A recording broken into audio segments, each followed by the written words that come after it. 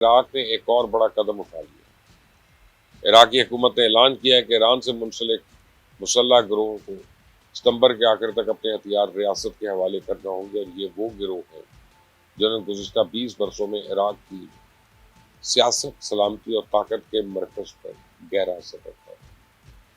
تو اب اگر یہی گروہ غیر مسلح ہوتے ہیں تو اس کا مطلب صرف ہتھیار جمع کرانا تو نہیں ہوگا، اس کا مطلب ہوگا کہ ریاست غیر ریاستی طاقت پہ غالب آ رہی ہے۔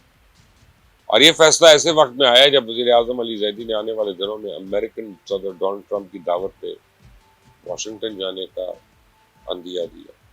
تو امریکن میڈیا کے مطابق واشنگٹن بغداد پہ زور دے رہا ہے کہ ریاست سے باہر موجود مسلح گروپس کو غیر مسلح کیا جائے تاکہ پورے ملک میں صرف ریاست کی ریٹ قائم ہو۔ اگر واقعی ایسا ہے تو پھر یہ صرف عراق کی داخلی پالیسی نہیں بلکہ پورے خطے کی نئی حکمت عملی کا حصہ بھی ہو سکتا ہے۔ اب ایک لمحے کے لیے ایران کے زاویے سے سوچو، عراق صرف اس کا ایک پڑوسی ملک نہیں ہے بلکہ ایران کی قومی سلامتی، علاقائی حکمت عملی اور مشرق وسطیٰ میں اس کا سرسود کا اہم ستون رہا ہے۔ تو اگر بغداد کی پالیسی واقعی بدلتی ہے تو اس کے اثرات شام، لبنان اور پورے خطے تک محسوس کیے جائیں گے۔ اس لیے مجھے لگ رہا ہے کہ یہ پیش رفت معمولی نہیں ہے، لیکن تصویر کا ایک دوسرا رخ بھی ہے۔ بعض سیاسی مبصرین کا کہنا ہے کہ انسداد بدعنوانی کی اس مہم میں زیادہ تر سیاسی مخالفین کو نشانہ بنایا جا رہا ہے۔ اگر ایسا ہے تو پھر سوال پیدا ہوگا، کیا یہ واقعی احتساب ہے یا پھر نیا کوئی صف بندی ہے، سیاسی صف بندی؟ تو اگر یہ احتسابی کارروائی بلا امتیاز ہوئی تو عراق مضبوط ہوگا، اور اگر یہ تاثر پیدا ہوا کہ قانون صرف مخالفوں کے لیے ہے تو یہ مہم نئی سیاسی بحران کو جنم دے گی۔ تو فی الحال ایک بات ضرور واضح ہے کہ بغداد میں کچھ غیر معمولی ہو رہا ہے۔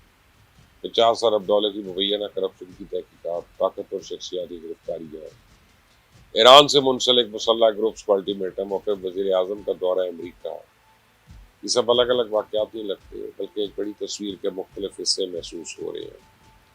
تو کیا عراق واقعی ایران کے ہاتھ سے نکل رہا ہے؟